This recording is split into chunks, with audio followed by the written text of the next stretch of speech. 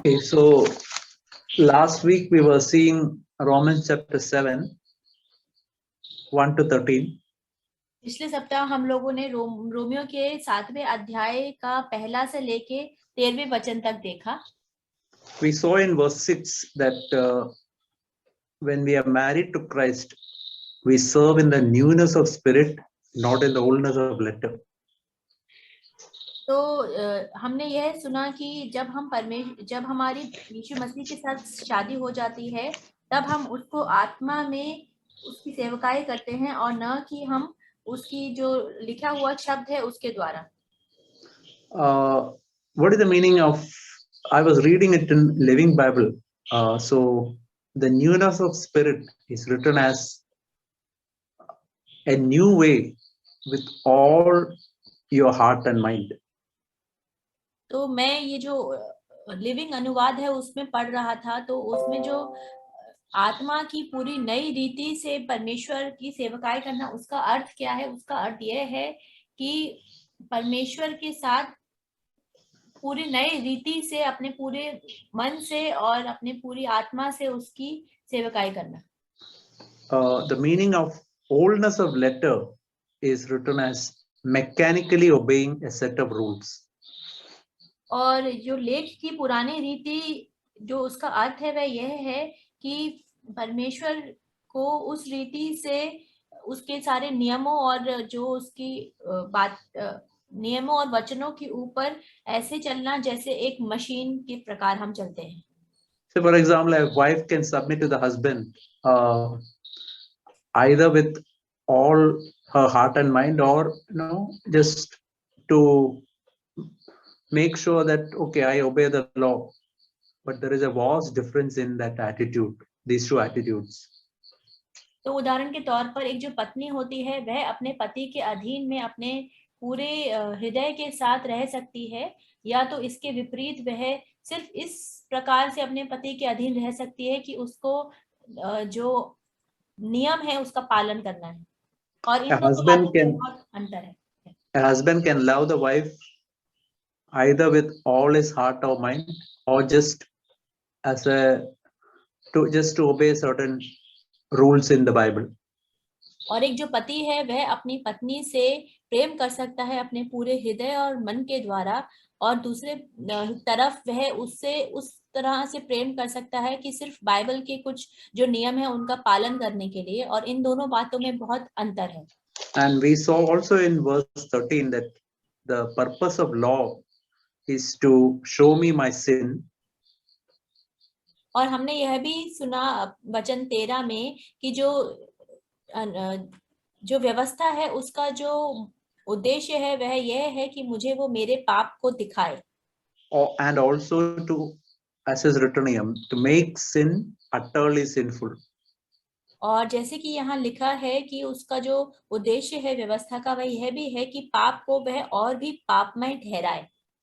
It's like a mirror which can show how dirty I am, but mirror cannot clean me.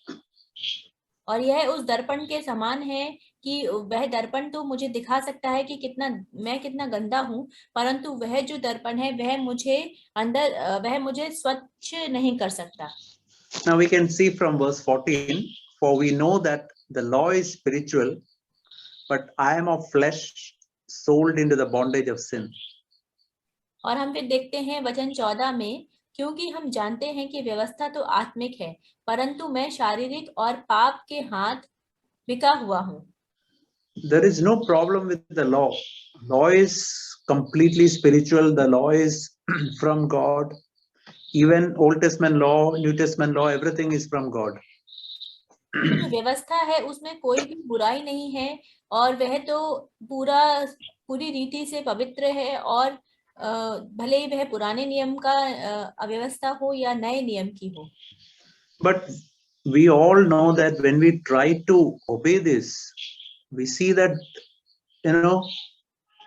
as is written here, that I am coming into bondage of sin again and again and again.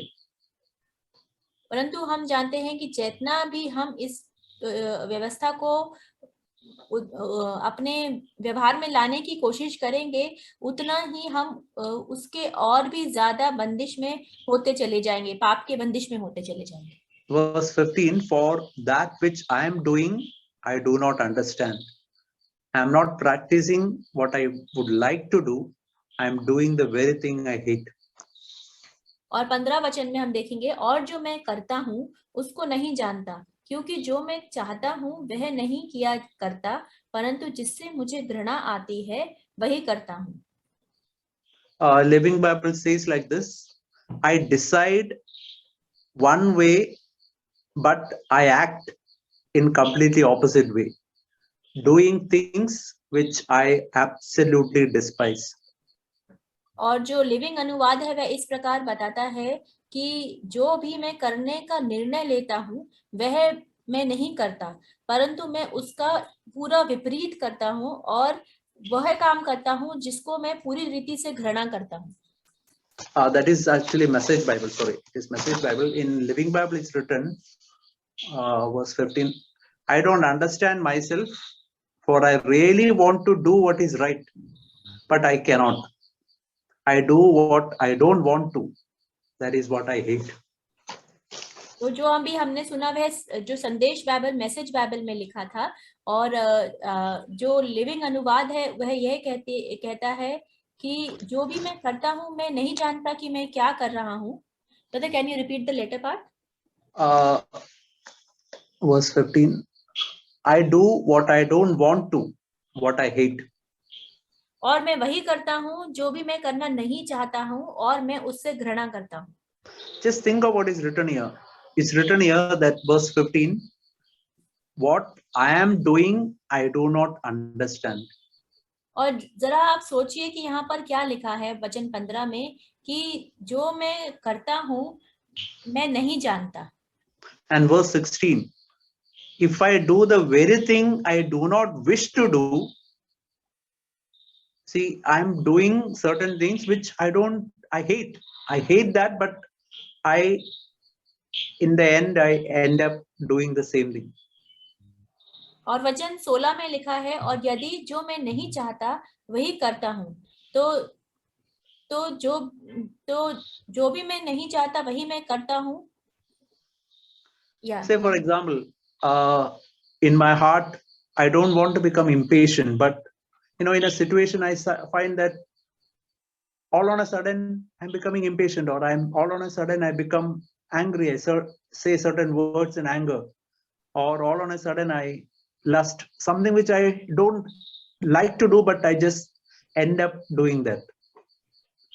तो उदाहरण के तौर पर मैं नहीं चाहता कि मैं अपना जो धीरज है उसको खोऊं, अधीर हूं, परंतु मैं वही कर बैठता हूं. मैं अधीर हो जाता हूं, मैं गुस्सा करता हूं, और वह सारी चीजें जैसे कि वो सब मैं करता हूं जो मैं नहीं चाहता हूं. I believe that is the experience of all of us, that we go through this. We all go through this life where maybe in the meeting we hear something, we say, Lord, I want to do it differently, but in the situation I completely fail, and we fall into that sin. तो मैं ऐसा विश्वास करता हूँ यह हम सबके साथ होता है कि कई बार हम जब परमेश्वर का वचन सुनते हैं, सभा में होते हैं, तब हम सोचते हैं कि हाँ परमेश्वर, मैं इस प्रकार काम नहीं करूंगा या मैं ऐसे जीऊंगा, परंतु जब हम असलियत में होते हैं तो हम वही काम कर जाते हैं जो हमने सोचा है कि हम नहीं करेंगे. It can also mean that, say for example, certain things I'm doing, later on I understand, oh, that was a sin that I did. No, later on we come to realize that, like, it's an unconscious sin.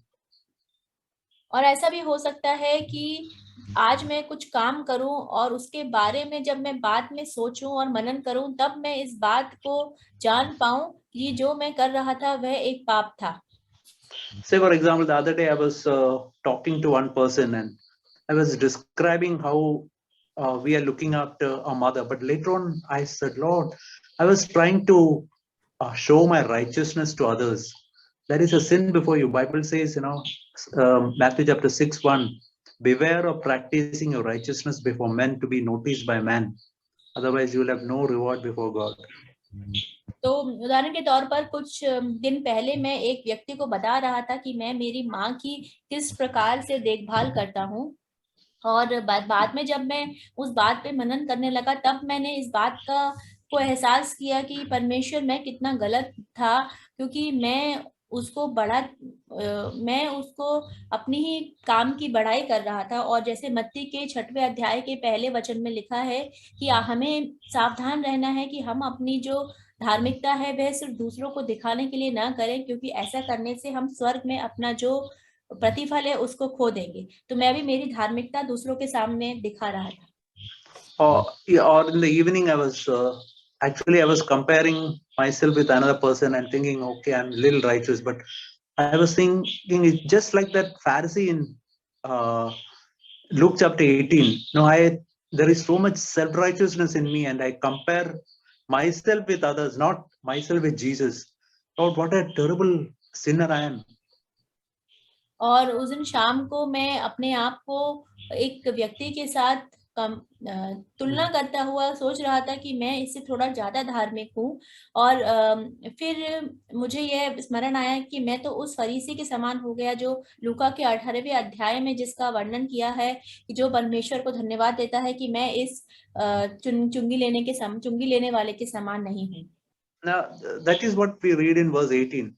For I know that nothing good dwells in me, that is in my flesh. For the wishing is present in me, but doing of good is not present. और यही हम पढ़ते हैं 18वें वचन में, क्योंकि मैं जानता हूँ कि मुझ में अर्थात मेरे शरीर में कोई अच्छी वस्तु वास नहीं करती। इच्छा तो मुझ में है, परंतु भले काम मुझसे बन नहीं पड़ते। My will is, Lord, I really want to please you, but in situations we find, oh Lord, I'm failing. Or sometimes later on I find, Lord, whatever I was doing was completely wrong. तो मुझ में तो इच्छा है कि हाँ परमेश्वर, मैं आपको प्रसन्न करने के लिए जीवन जीना चाहता हूँ, परंतु मैं ऐसा करने में सफल नहीं हो पाता हूँ। और कई बार ऐसा होता है कि मैं भूल करता हूँ और मैं बाद में इस बात का एहसास करता हूँ कि मैं उस वक्त गलत था।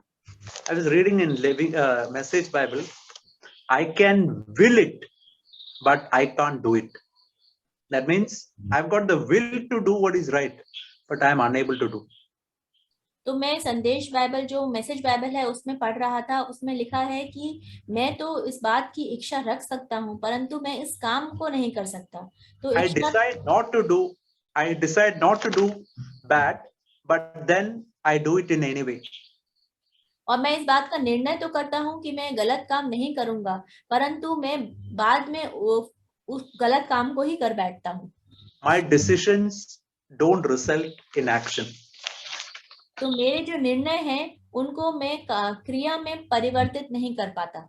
So we can see that that happens with our life all the time. Many times some area, some rude word all on a sudden comes up, some unnecessary word all on a sudden comes up, some unnecessary thought all on a sudden come up. We see that terrible sin that dwells inside us. तो ये हम देखते हैं हमारे जीवन में कि यह सब अचानक से हमारे मुंह से निकल जाता है, कुछ गलत शब्द या फिर कुछ रूड शब्द ऐसे हमारे मुंह से निकल जाता है और गुस्से वाली बात निकल जाती है, क्योंकि यह सब हमारे शरीर में वास करता है। So we see in verse 19, for the good that I wish, I do not do it, but I practice the very evil I do not wish. तो हम 19वें वचन में देखते हैं, क्योंकि जिस अच्छे काम की मैं इच्छा करता हूँ वह तो नहीं करता, परंतु जिस बुराई की इच्छा नहीं करता वही किया करता हूँ। And Paul says in verse 20, if I am doing the very thing I do not wish, I am no longer the one doing it, but sin that dwells in me. और फिर प्रेरित पौलुस 20वें वचन में कहते हैं, परंतु यदि मैं वही करता हूँ जिसकी इच्छा नहीं करता, तो उसका करने वाला मैं न रहा, परंतु पाप जो मुझ में बसा हुआ है। So that makes it clear that Paul is not doing any conscious sin. in the conscious area he is completely righteous. तो इस बात से यह साफ हो जाता है कि जो पौलुस है वह अपने इच्छा से या अपने स्मरण से कोई पाप नहीं करता, परंतु हर जो एक In the conscious area is completely right, but he does not want to do what is evil. He only wants to do good, and the conscious area is completely right. तो उसका जो विवेक है वह पूरी तरह से सही है, और वह चाहता नहीं, कहीं पे भी वह चाहता नहीं है बुरा करना, और उसका विवेक पूरी तरह से साफ है. I want to show you one example in Acts chapter 23, Paul's own testimony. तो मैं आपको एक उदाहरण देना चाहता हूँ जो प्रेरितों के काम के 23वें अध्याय में से है. Here in verse 1, Acts chapter 23, verse 1, Paul was standing before the council and he said that I live with a perfect conscience before God up to this day. तो वहां पर प्रेरित पौलुस प्रेरितों के काम के 23वें अध्याय के पहले वचन में कहते हैं, पौलुस ने महासभा की ओर टकटकी लगाकर देखा और कहा, हे भाइयों, मैंने आज तक परमेश्वर के लिए बिल्कुल सच्चे विवेक से जीवन बिताया. And we can see in verse 2, the high priest Ananias commanded and said, strike him. And the person, the soldier standing near to Paul, struck him in the mouth, on his face. तो हम दूसरे वचन में हम देखते हैं, हनन्याह महायाजक ने उनको जो उसके पास खड़े थे उसके मुंह पर थप्पड़ मारने की आज्ञा दी. And just see, all on a sudden Paul is telling one rude word. Paul said to him, God is going to strike you, you whitewashed wall. Do you sit to try me according to the law, and in violation of the law are you striking me?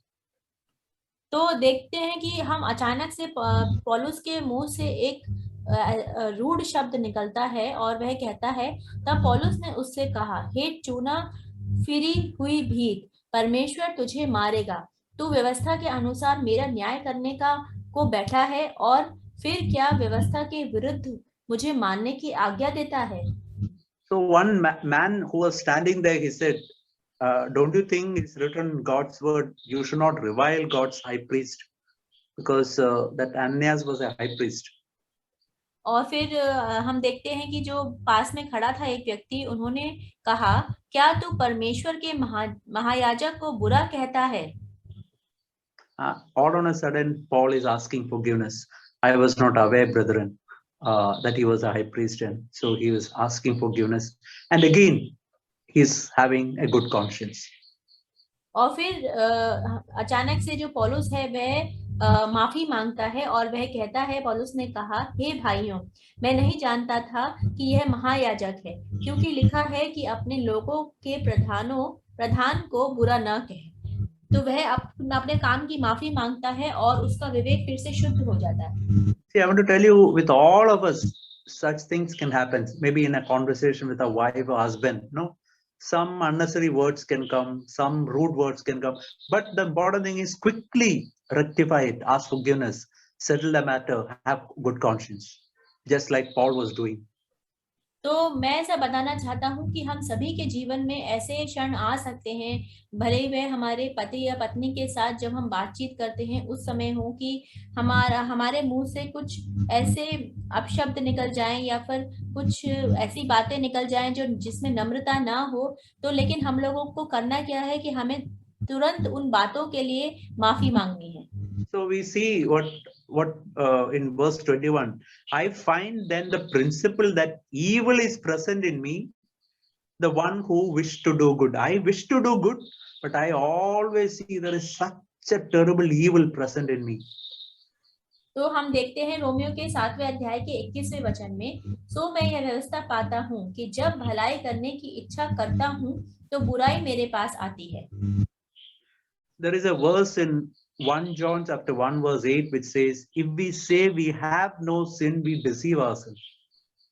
तो एक वचन है पहला यूहन्ना के पहले अध्याय के 8वें वचन में कि अगर हम कहते हैं कि हमारे अंदर पाप नहीं है तो हम अपने आप को धोखा दे रहे हैं। See, actually, there is so much of self-righteousness, pride, honor-seeking, selfishness. All sorts of terrible sins are inside all of us. तो हम देखते हैं कि हमारे सबके अंदर कितने सारे पाप हैं जो मौजूद हैं, जैसे कि खुद को धर्मी ठहराना या खुद अपनी ही भलाई के विषय में हमेशा सोचते रहना। ऐसे कई सारे जो भयानक पाप हैं जो हमारे अंदर हैं। Just imagine, many times we compare ourselves with others and think, okay, I'm a little righteous. Actually, we are such Pharisees then before God. और जस्ट आप सोच के देखिए कि कितनी बार होता है कि हम अपने आप की तुलना दूसरों से करते हैं और हम सोचते हैं कि हम इनसे ज्यादा भले हैं, हम ज्यादा धर्मी हैं, और उस समय हम उस फरीसियों के समान हो जाते हैं। Many times we are complacent. That means, I'm okay, I'm good. No, that way we can think, but actually that is not the truth with us. और कई बार हम अपने आप में संतुष्ट हो जाते हैं कि हाँ, हम तो अभी अच्छे हो गए हैं या हम अच्छे हैं, तो यह भी एक पाप है। And we can see in verse 22, I joyfully concur with the law of God in the inner man. That means I joyfully obey in all my conscious area. और हम वचन 22 में देखते हैं, क्योंकि मैं भीतरी मनुष्यत्व से तो परमेश्वर की व्यवस्था से बहुत प्रसन्न रहता हूँ। तो इसका मतलब है कि हम बहुत ही प्रसन्नता के साथ परमेश्वर की व्यवस्था के ऊपर चलना चाहते हैं। But we can see verse 23, I see a different law in my members of the body, waging war against the law of my mind, making me a prisoner to the law of sin which is in my members. That means I see that even if I decide in its way, I just fall. I happen to just fall in different situations. तो हम 23वें वचन में देखते हैं, परंतु मुझे अपने अंगों में दूसरे प्रकार की व्यवस्था दिखाई पड़ती है जो मेरी बुद्धि की व्यवस्था से लड़ती है और मुझे पाप की व्यवस्था के बंधन में डालती है जो मेरे अंगों में है। तो again, clear, Paul is not telling of any conscious sin. He is not doing any deliberate sin. His will is, Lord, I don't want to sin even one time. But yeah. तो हम देखते हैं कि जो पौलुस है वह अपने पूरे विवेक में शुद्ध है और वह अपने विवेक के उसमें कोई भी पाप करना नहीं चाहता है और वह पूरी इच्छा से चाहता है कि वह कोई भी पाप ना करे। But he is telling of two types of sin. और वह दो प्रकार के पापों के विषय में बताता है। One, say for example, all on a sudden we get angry, we get impatient, or we do certain things just pops out of us. और That is one type of sin, and we can quickly get up and continue, as we have seen in the case of Paul. तो वह दो प्रकार के पापों के विषय में बताता है। एक तो है कि हम अचानक से हमें गुस्सा आ जाए या हमारे मुंह से ऐसे हम कुछ बात निकालें जो सही नहीं है, जिसमें नम्रता नहीं है, और जैसे कि पौलुस के उदाहरण में हमने देखा था। And second is that we do certain things thinking that it's completely all right, but later on we find, oh, that was self-righteousness. Oh, that was selfishness. Oh, that was showing my righteousness before people. We come to understand maybe afterwards, later on. That is like unconscious sin. और दूसरा प्रकार के जो पाप है वह यह है कि हम पहले तो हम करेंगे उन बातों को और हमें समझ नहीं आएगा कि हमने गलत किया, परंतु हम जब उनका मनन करेंगे तब हमें समझ में आएगा कि जो हमने किया था वह हमारी स्वधर्मी था और वह सही नहीं था। We need the blood of Jesus for both these type of sin. और हमें परमेश्वर के लहू की जरूरत है इन दोनों प्रकार के पापों के लिए। 1 John chapter 1 verse 8 we saw that if we say we have no sin, we are deceiving ourselves. And then verse 9, if we confess our sin, God is faithful to forgive our sin and cleanse us from all unrighteousness. और पहला यूहन्ना पहले अध्याय के 8वें वचन में हमने सुना था कि अगर हम में से कोई भी ऐसा बोलता है कि हमारे अंदर पाप नहीं है तो हम अपने आप को धोखा दे रहे हैं। और वचन 9 कहता है कि अगर हम परमेश्वर के समक्ष अपने पापों को अंगीकार करेंगे तो वह हमारे पापों को माफ करने के लिए तैयार है। So here is saying of both falling into sin and also unconscious sin. तो यहाँ पर वह दोनों पापों के विषय में बताते हैं कि पहले जो कि हम पाप में पड़ जाते हैं और दूसरे प्रकार का जो हम अपने विवेक में न जानते हुए जो पाप करते हैं। For example, we all are adults. We think that we will not fall, but sometimes we can slip somewhere and fall. We can hit over a stone and we can fall. That can happen to us. That is, we are not deliberately doing.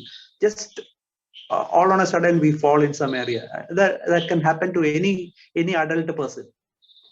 तो उदाहरण के तौर पर हम सभी लोग वयस्क हैं और परंतु ऐसा हो सकता है, हम सोचेंगे कि हम तो कहीं गिरेंगे नहीं शायद, परंतु कभी भी अचानक से हम गिर सकते हैं, हमारा पैर फिसल सकता है।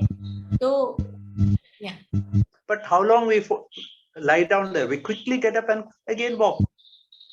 परंतु कितने देर तक हम वहां पे पड़े ही रहेंगे? गिरने के बाद हम लोग जल्दी से खड़े हो जाएंगे और फिर से हम चलना शुरू कर देंगे। So when we look into all these terrible sins inside us, this is the cry, just like Paul, wretched man that I am, who will set me from the body of death? Verse 24.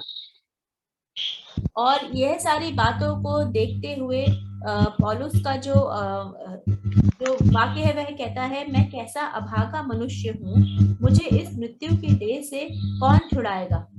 Thanks, but just see, this is the answer. Thanks be to God through Jesus Christ our Lord. So then, on the one hand, I myself with my mind serve the law of God. On the other hand, with my flesh, the law of sin. और उसका उत्तर हम वचन 5:25 में देखते हैं, मैं अपने प्रभु यीशु मसीह के द्वारा परमेश्वर का धन्यवाद करता हूँ, निदान मैं आप बुद्धि से तो परमेश्वर की व्यवस्था का, परंतु शरीर से पाप की व्यवस्था का सेवन करता हूँ। I was reading Living Bible. Message Bible. It was put in very nice way.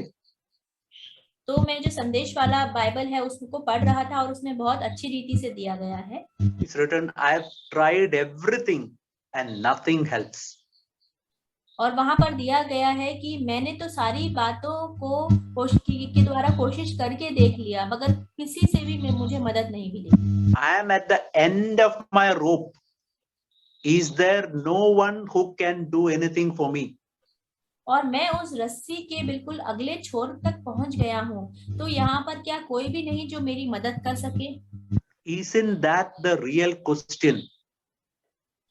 और क्या यह एक बिल्कुल सच्चा सवाल नहीं है? And verse 25, Message Bible says like this. The answer is this. Thank God is that Jesus Christ can and does. Thank God Jesus Christ can and does help us. और उसका उत्तर है वचन 25 में जो मैसेज बाइबल का है, उसमें लिखा है, परमेश्वर का धन्यवाद हो क्योंकि यहाँ पर यीशु मसीह है जो हमारी मदद कर सकते हैं और वह हमारी मदद करते भी हैं। And it continues to say he acted to set things right in this life of contradictions. और उसके आगे हम देखते हैं 25वें वचन में ही कि उन्होंने ऐसा कार्य किया कि वह हमारे जीवन की बातों को सही कर दे और ऐसे संसार में जो कि भला संसार नहीं है। Where I want to serve God with all my heart and mind, but I am pulled by the influence of sin to do something totally different. ऐसी जगह पर जहां पर मैं चाहता हूं मेरे मन से और मेरे हृदय से कि मैं परमेश्वर की इच्छा करूं और परमेश्वर के वचन के अनुसार चलूं, परंतु मैं अलग अलग जो शक्तियां हैं उनके द्वारा खींच लिया जाता हूं अलग अलग दिशाओं में। So what is the answer to this contradiction? What is this answer to this big problem? और इस जो समस्या है और जो भेदभाव है उसका उत्तर क्या है? See, we have to remember that Paul is writing a continuous letter. It is much later that all these chapter divisions have come. Brother, can you repeat? Paul is writing a continuous letter to Romans. Only later on these chapter divisions have come. तो हमें इस बात को ध्यान रखना है कि यह जो अध्याय है ये प्रेरित पौलुस रोमियो को लिख रहे हैं और एक साथ निरंतर लिख रहे हैं, और जो अलग अलग जो कलीसिया ही अलग अलग कलीसिया हो गई वे आगे जाकर हुई. So actually there is no chapter division between Romans 7:25 and Romans 1. हाँ, इसका मतलब यह है कि जो वह तो लिखते ही जा रहे हैं प्रेरित पौलुस, और उसमें अलग अलग जो अध्याय हैं उसमें कुछ अलग नहीं था, और रोमियो का 7वें अध्याय का 25वां वचन और 8वें अध्याय का पहला वचन यह एक साथ ही लिखा गया है. And so it's written, there is no condemnation for those who are in Christ Jesus. और उसके बाद ऐसा लिखा है कि इसीलिए जो भी लोग मसीह में हैं उनके ऊपर कोई भी दोष नहीं लगा सकता. How we can be set free from this terrible problem of sin which all of us are facing? We fall many times. What is the answer to that? तो जो इतनी भयंकर समस्या है जिससे हम सभी लोग पीड़ित हैं, उसका कि हम बार बार पाप में गिरते ही जाते हैं, तो इस समस्या का समाधान क्या है? Answer is in chapter 8 verse 2. The law, the spirit of life in Christ Jesus has set us free from the law of sin and death. और जो उसका उत्तर है वह है दूसरे वचन में, 8वें अध्याय के दूसरे वचन में, क्योंकि जीवन की आत्मा की व्यवस्था ने मसीह यीशु में मुझे पाप की और मृत्यु की व्यवस्था से स्वतंत्र कर दिया. It's like that gravitational pull. It is experienced by all people. और यह उस प्रकार है जो धरती का जो आकर्षण है जो हम सभी लोग देखते हैं उसी प्रकार है. But see, birds are flying even though this gravitational pull is there. परंतु देखिए कि जो पक्षी हैं वे उड़ रहे हैं इस बात के बावजूद भी कि जो धरती का आकर्षण होने के बावजूद भी. Same way, the Holy Spirit can impart to us the life of God continuously, and that is what is written. Law of the spirit of life in Christ Jesus can free me from the other law, the law of sin and death. तो जो पवित्र आत्मा है वह हमें जो पाप का जो आकर्षण है उससे हमें छुड़ा सकता है. पवित्र आत्मा ही हमें जयवंत बना सकता है, जैसे कि दूसरे वचन में लिखा है कि जीवन की आत्मा की व्यवस्था ने मसीह यीशु में मुझे पाप की और मृत्यु की व्यवस्था से स्वतंत्र कर दिया. The same thing is written in Romans 5:10 also is written that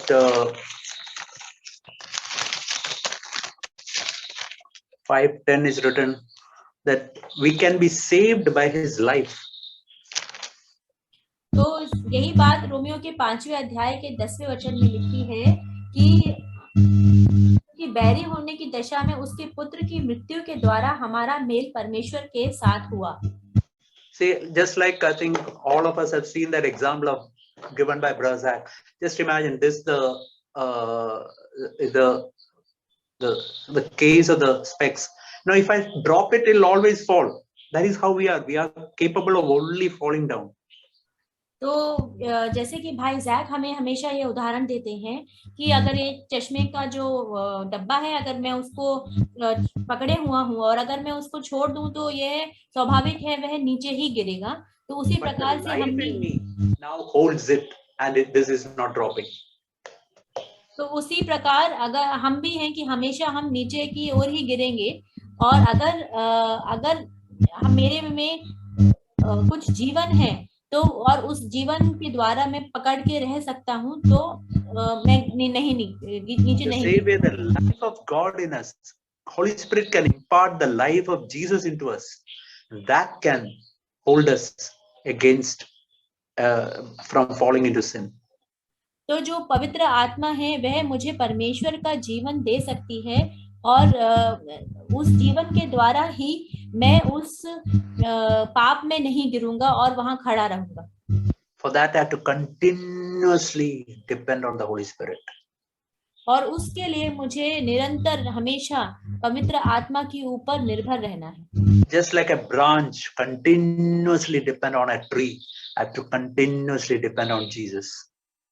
जिस प्रकार एक डाली है जो हमेशा उस पेड़ से बंधी रहती है, जुड़ी रहती है, उसी प्रकार से मुझे भी हमेशा निरंतर परमेश्वर के ऊपर, यीशु मसीह के ऊपर निर्भर रहना है.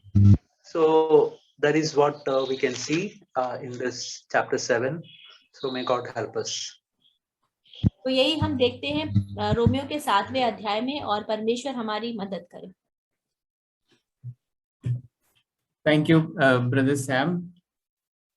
Yes, Romans chapter 7 is a very beautiful chapter and one of the most difficult chapters too, as I mentioned last week. तो रोमियो का जो 7वां अध्याय है, यह बहुत ही सुंदर अध्याय है, और यह बहुत मुश्किल भी है अगर समझने के लिए.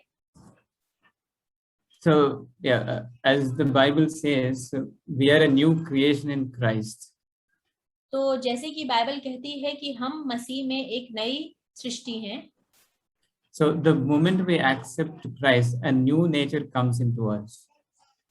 तो जिस क्षण हम मसीह को स्वीकार करते हैं, उसी क्षण हमारे अंदर एक new life. So, the new nature is that we don't want to sin. तो उसी क्षण हमारे अंदर एक नया स्वभाव आ जाता है, और उस स्वभाव का यह स्वभाव है कि हम पाप करना नहीं चाहते. So that's what Paul says, that there is a desire in me that not to sin, but in practice we occasionally fall. तो यही पौलुस बोलते हैं कि मेरे अंदर एक इच्छा है कि मैं पाप ना करूं, परंतु मैं फिर भी पाप करता जाता हूं. So there is always this war. That's what it says. There's the waging war against the law of mind and subduing me and making me a prisoner of law of sin which is within my members, in verse 23. तो हमेशा एक जो एक युद्ध है वह होता रहता है, जिसमें मेरा मन है एक तरफ, और दूसरा है मेरे शरीर के अलग अलग अंग हैं जो मुझे पाप करने के लिए हमेशा बंदिश में बनाकर रखते हैं. Yeah, so as Brother Sam mentioned, there is always this gravitation pull. The old nature, our sinful nature is always there to pull us down. तो जैसे कि भाई सैम बता रहे थे कि हमेशा एक जो धरती का जैसे आकर्षण होता है, हमेशा नीचे चीजों को खींचने वाला, उसी प्रकार से मेरा जो पुराना जो स्वभाव है, जो मुझे पाप करने के लिए हमेशा तत्पर रहता है, पाप करवाने के लिए, वह हमेशा मेरे में कार्य करता है. Yeah, so we don't desire, but because of that sinful nature, sometimes we fall. तो हम तो ऐसी इच्छा नहीं करते, परंतु जो हमारा पाप करने वाला स्वभाव है, उसके वजह से हम बहुत बार गिर जाते हैं. But there is a comforting word as verse in chapter 8, verse 1, as Brother mentioned, that there is no condemnation for those who are in Christ. तो और एक बहुत सांत्वना देने वाला शब्द है जो कि जो रोमियो के 8वें अध्याय के पहले वचन में है कि जो लोग भी मसीह में हैं, उनके ऊपर दोष लगाना, कोई दोष नहीं लगा सकता. And the only way to overcome the defeated life is by being filled with the Holy Spirit continuously. और एक ही जो रास्ता है जिसके द्वारा मैं पाप के ऊपर विजय पा सकता हूँ, वह है कि मैं हमेशा पवित्र आत्मा में भरा रहूं. Yeah, only that will help us to overcome our nature. और वही हमारी मदद करेगा कि हम अपने स्वभाव को जो पाप कराता है उससे हम जयवंत हो सकें. So yes, it was quite encouraging to me. Thank you, Brother Sam. और यह मेरे लिए बहुत प्रोत्साहन था जो भी मैंने सुना, और भाई सैम को मैं धन्यवाद देना चाहता हूँ. See, I was studying Romans quite seriously, as a part of Bible study and also otherwise. And I found that this is one of the most liberating message you can hear. तो मैं Romeo के पुस्तक को बहुत गहराई से समझने की कोशिश कर रहा था, क्योंकि पहली बात तो हमारे अध्ययन में भी है और दूसरा मेरे पर्सनल स्टडी में भी मैं पढ़ रहा था, और मैं ये जान पाया कि जो पुस्तक है वह बहुत सबसे ज्यादा हमें आजादी देने वाली पुस्तक है. So because this can liberate you from any sin, whatever sin is ruling your life, there is a solution for that sin and you can come out of that. That is the message of this Romans. और मैं यह जान पाया कि यह पुस्तक पढ़ने के द्वारा और मनन करने से मैं कोई भी जो पाप है उससे अपने आप को छुड़ा सकता हूँ, भले ही वह कितना भी गहरा पाप क्यों ना हो. Each chapter explains it in a different ways, different angle, so that we can understand deeply into it. तो हर एक जो अध्याय है वह उन बातों को अलग अलग नजरिए से, अलग अलग दिशा से समझाता है कि हम उन बातों को गहराई से समझ पाएं. Because after this we can have no excuse, for any of us living in sin anymore. और यह सब होने के बाद हमारे अंदर कोई भी ऐसा हम ऐसा कोई भी बहाना नहीं बना सकते कि हम फिर भी पाप में जिए जा रहे हैं. That's why Paul is telling at the beginning of the in the first chapter that God is going to judge each one of us according to this gospel. और इसीलिए जो प्रेरित पौलुस है वह इस पुस्तक की शुरुआत में बोल रहे हैं कि परमेश्वर हमारा न्याय करेंगे. Brother, can you repeat later part? God is going to one day judge each one of us according to this gospel. परमेश्वर हमारा न्याय करेंगे हम सभी का इस सुसमाचार के द्वारा. So I mean, I pray that God will open our mind to value this life, a life without sin, a life of righteousness.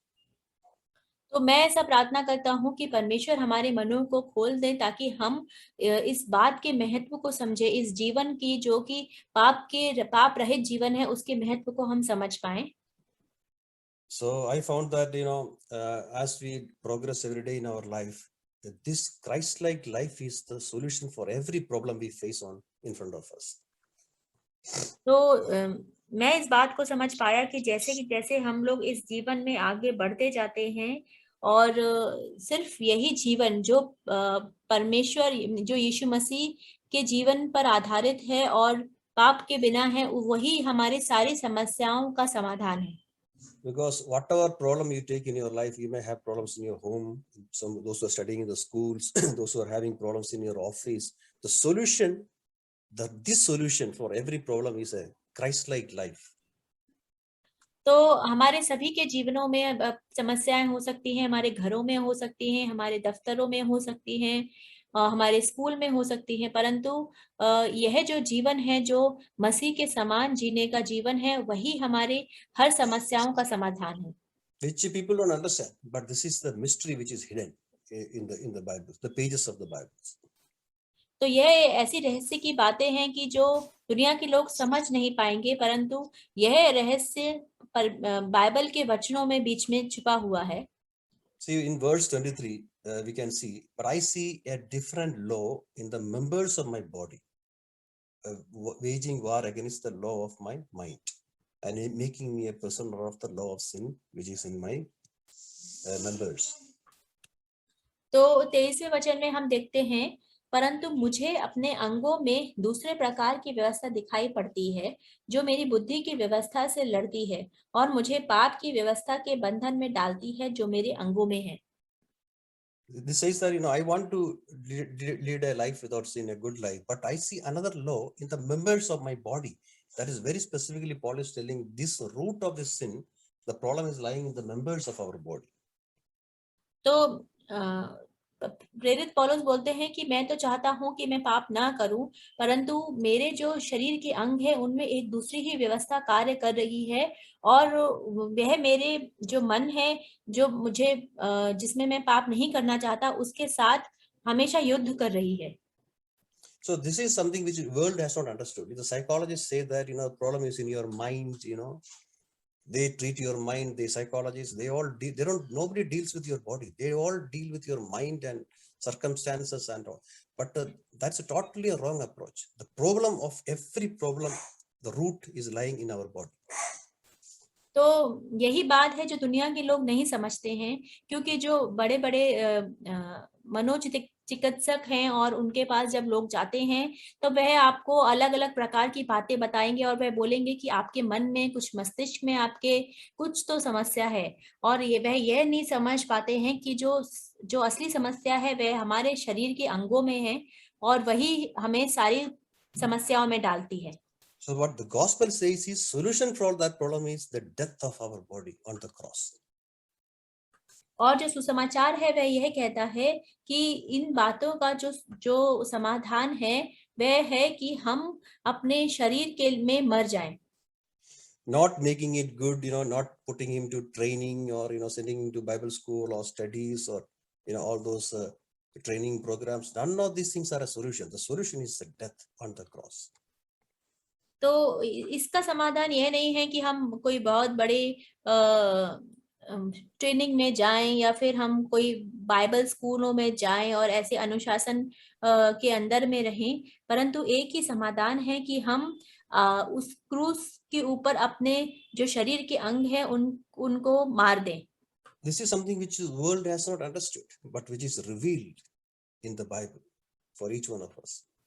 और यह ऐसी बात है जिसको दुनिया नहीं समझेगी, परंतु यह हमें प्रकाशन मिलता है बाइबल में से. See, the cross is an instrument for our death by which we cannot kill ourselves. We need the help of others to kill us. और जो क्रूस है वह ऐसा एक जरिया है जिसमें हम खुद अपने आप को तो नहीं मार सकते, परंतु हमें उसमें दूसरों की जरूरत है हमें मारने के लिए. If you put your nail on one hand and you will pull it out with your other hand, because the other hand is free. You need other people to put us on the cross. तो अगर हम अपने एक हाथ में कील गाड़ेंगे तो हम दूसरे हाथ से उसको निकाल देंगे, परंतु हमें दूसरे लोगों की जरूरत है हमें उस क्रूस पर चढ़ाने के लिए. So that God has given so many people around us every day, so that when you meet them, you will know where we need to die, and then we'll be able to die to every circumstances. Paul says elsewhere that I die daily. That is what the secret of this victory over sin. तो इसीलिए परमेश्वर ने अलग अलग लोग हमारे आसपास दिए हैं जो हमें जिनके सम्मुख हमें दिन प्रतिदिन मरना है, और वे ही हमारी मदद करेंगे कि हम स्वयं के लिए मर जाएं. Amen.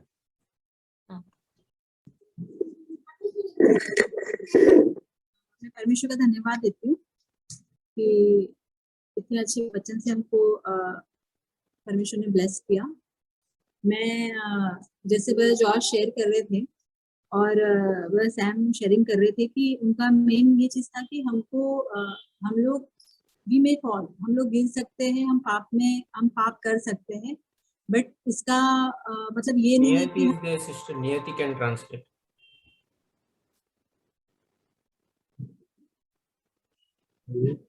Sister Niyati, can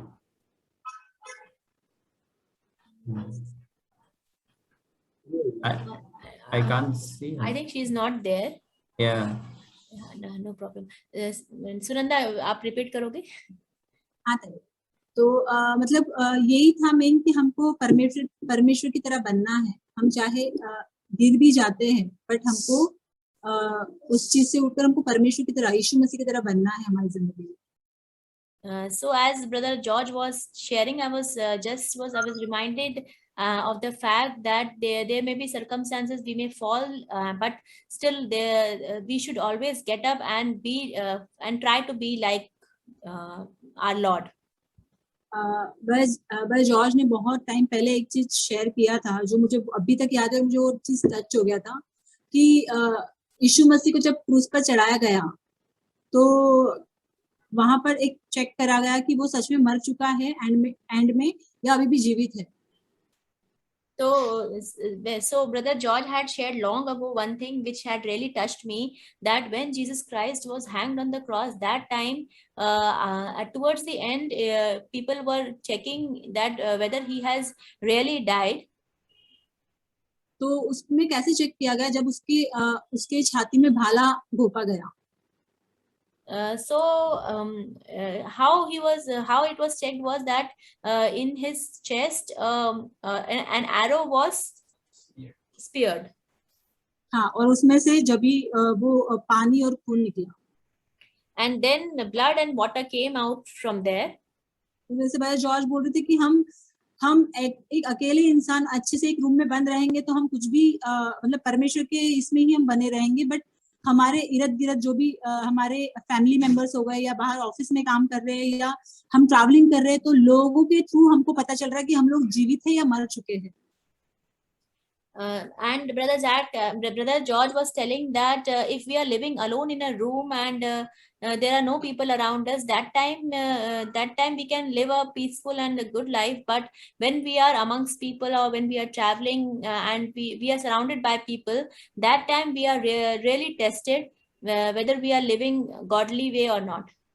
और उस टाइम पर अगर हम सच में जीवित रहेंगे तो हमको बुरा लगेगा, हमको सामने कुछ जवाब देंगे या कुछ झगड़ा होगा या कुछ भी अनबन होगा। And that time, if we are living to ourselves, then there will be certain areas where we'll fight back or we'll answer back or we'll be rude to people. Yeah. But अगर हम मर चुके होंगे तो हमें कोई भी फर्क नहीं पड़ेगा, कोई लोग कुछ भी बोलने दो, कैसे भी रहने दो, कुछ भी करने दो। But if we have died to ourselves, then we will not be affected by anything, whether people say anything to us or whether people are troubling us. Anything may happen, but it will not affect us. मैंने ये एक example दिया था बहुत time पहले और मैं चीज शेयर करना चाहती हूँ स्पेशली सिस्टर्स लोगों के लिए। I had given an example some long ago, but I want to share it again just for the benefit, especially for the benefit of sisters here. Actually क्या है कि मैं नॉर्मली घर पे ही रहती हूँ और मैं बच्चों को लेकर, मेरे हस्बैंड एक बार कुछ काम से विरार जाने वाले थे, तो मैंने उनको बोला कि मैं भी आपके साथ चलती हूँ बच्चों को लेकर। So normally I stay at home only and look after my kids. And one day my husband was going to Virar, so I asked him that I will also come with you along with our kids. वो बोल रही थी कि मुझे मतलब वो कुछ office में जाना था तो वो चले गए, तो मैंने उनको बोला कि काम करो, मैं दोनों बच्चों को लेकर डीमार्ट चली जाऊंगी। Then it so happened that he had to go to office, and then I said that okay, then I will take both the kids and I will go to DMart. हाँ, मतलब वो उसी एरिया में थे, तो वो कुछ office में उनको कुछ उस जगह पे कुछ काम था, तो वो करने के बाद मुझे डीमार्ट लेकर पिकअप करके आ जाने वाले थे। So he was in the same area, so we had decided that that he will pick me up from DMart and then together we'll go to where we wanted to go. और ऐसा हुआ कि वो अपना काम कर रहे थे और मैंने बच्चों के लिए कुछ कपड़े, मतलब मुझे शॉपिंग करना ऐसे पसंद था, तो मैंने बच्चों के लिए कुछ कपड़े लिए, अपने लिए कुछ कपड़े निकाले और इनके लिए भी कुछ टी शर्ट्स उसमें से चॉइस किया। So it was like he had some work. So during that time, I wanted to do some shopping, and I purchased some clothes for my kids and for myself and for my husband also. I purchased some t-shirts. और actually मेरे husband बहुत ही अच्छे हैं, but कुछ मामले में उनको ये सब चीज इसमें टाइम वेस्ट करना पसंद नहीं है। In reality, my husband is actually very good, but in some areas he does not want to waste time. तो मैंने कपड़े निकाले और जैसे वो आए मुझे पिकअप करने के लिए, तो मैंने उनको बोला मैंने बच्चों को कुछ कपड़े लिए, तो उन्होंने सबके कपड़े चेक किया, मतलब मैंने डॉली को डाला, एनी को डाला, उन्होंने चेक किया, उन्होंने बोला हाँ ये वाला रख लो, ये रख लो, और उनका खुद का भी मैंने बोला मैंने ये 2 टी शर्ट्स निकाली, उसमें से कोई एक चॉइस कर लो, उन्होंने खुद का भी ट्राई किया और उनको जो पसंद आया वो रख लिया।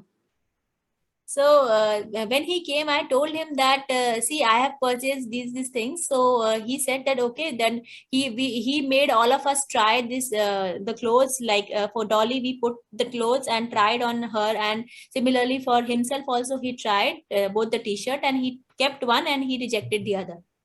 और जब मेरा टर्न आया ना, तो मुझे लगा बहुत लेट हो रहा है, अभी निकलो जल्दी से, टाइम लेट हो रहा है बहुत।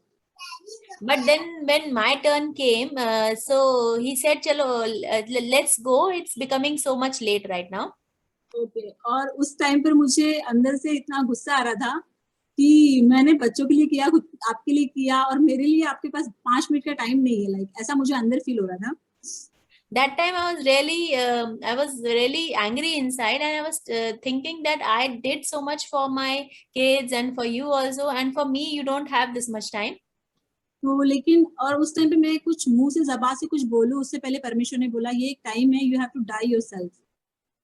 And that time, before I could speak anything from my mouth, the Lord spoke to me that this is the time where you can die for yourself. और मुझे जिस रोना आ गया, मेरे आंख में से आंसू आ गए, बट मैं कुछ नहीं बोली. मैंने कहा ओके चलो निकलते.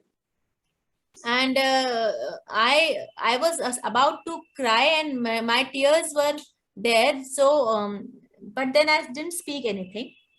और जैसे हम लोग, मैंने निकलने का बोला, बट शायद इट्स रियली गॉड का, परमेश्वर का एक मिरेकल है. जब हम परमेश्वर के लिए सच में डाई करते, परमेश्वर हमको टेस्ट करता है, और परमेश्वर ही उन्होंने परमेश्वर के मतलब मेरे हस्बैंड ने कार्य किया, और उन्होंने बोला एक काम करो, जाके तुम चेक कर लो, तुम्हारे भी ट्राई कर लो जाके तुम्हारे लिए कपड़े.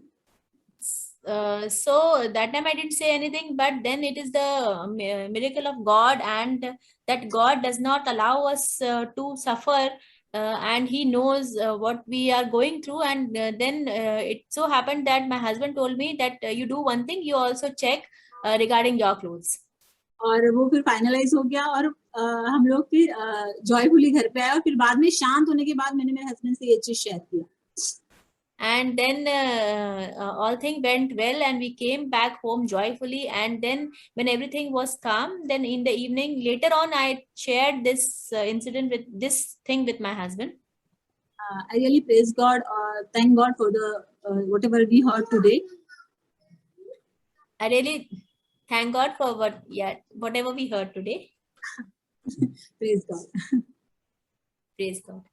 तो या मैं जो कुछ भी सुना ब्रदर सैम के द्वारा, मैं रियली परमेश्वर को धन्यवाद करता हूँ, इसलिए क्योंकि यू नो मेरे जीवन में एक आज़ादी, एक छुटकारा लेके आया. और मैं देखता हूँ कि जैसे हमने सुना कि हम जो करना चाहते हैं वो नहीं कर पाते. हमारे अंदर इच्छा है कि हम अच्छा परमेश्वर के लिए जिए.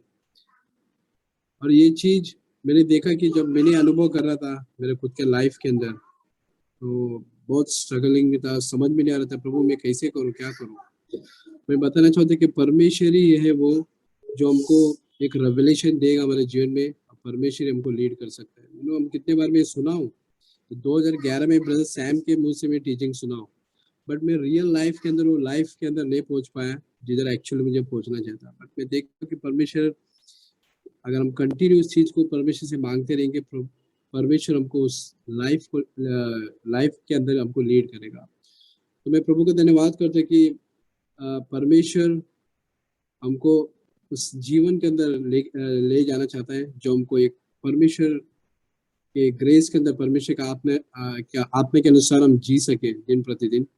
और हम जो पाप जो हमको खींचता है, जो हमको मजबूर करता है कि पाप जो परमेश्वर के विरुद्ध वो काम करे, उस चीज से परमेश्वर हमको आजाद करता है. हम सब ये चीज अनुभव कर सकते हैं मेरे प्रिय भाई. परमेश्वर ने सबके लिए रखा है फ्री एकदम, लेकिन जब हम परमेश्वर से मांगेंगे परमेश्वर, और ये टेस्ट कब लगेगा पता है, like Honey in the rock हम गाते, ये टेस्ट तब लगेगा जब ये हम रियल में अनुभव करेंगे, जब रियल में परमेश्वर का जो ग्रेस है, परमेश्वर का जो अनुग्रह है, जो परमेश्वर का आत्मा है, हम अनुभव करेंगे, एक रियल टेस्ट हम एंजॉय कर पाएंगे. तो मैं प्रभु को धन्यवाद करता हूँ इस एक फ्रीडम गॉस्पेल के लिए जो मेरे लिए परमेश्वर ने रखा है. और मैं रियली ऐसा ब्रदर हमारा परमेश्वर को धन्यवाद करता हूँ कि ऐसा टीचिंग जो हमारे चर्च के लिए रखा है. प्रभु को धन्यवाद करता हूँ जो इसके द्वारा प्रभु ने मुझे एनकरेज किया, और ऐसा जीवन जीने के लिए प्रभु मुझे मदद करे, हम सबको मदद करे. Praise God. Yeah, as listening to everybody, one thing is there what came to my notice is, Sister Mother, can you translate please?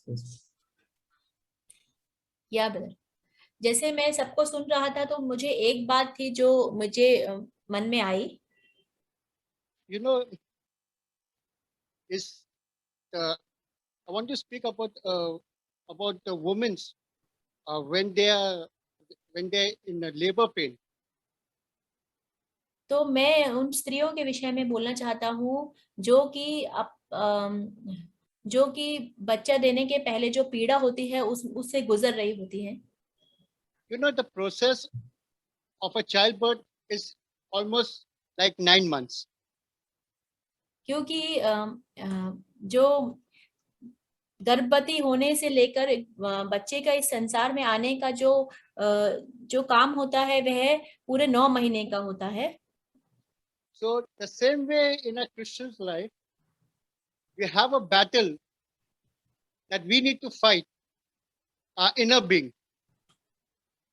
और इसी प्रकार से हमारा जो मसीही जीवन है उसमें भी एक युद्ध चल रहा होता है जो हमारे अंदर के मनुष्यत्व में हम हमेशा लड़ते हैं। Only with that kind of anxious, that kind of pain that a child is formed in a lady's womb. और वह उसी प्रकार से है जैसे कि जब एक जो शिशु है वह एक स्त्री के गर्भ में जब रचा जाता है, जब वह धीरे धीरे उसके गर्भ में बढ़ता है, उसी प्रकार से है। Imagine when the child is given birth, what a relief the woman has and what happiness there is. और आप जरा कल्पना करिए कि जब वह शिशु है, जब वह इस संसार में आता है तो उस स्त्री को कितना खुशी होती है और कितना वह एक चैन की सांस लेती है। Now everybody must be thinking what this fellow is speaking about all this. तो आप लोग सोच रहे होंगे कि मैं यह बातें क्यों कर रहा हूँ। Because I feel nobody must have come across to this scripture, but I want to say this scripture where it says in Galatians chapter 4, verse 19. Please read it.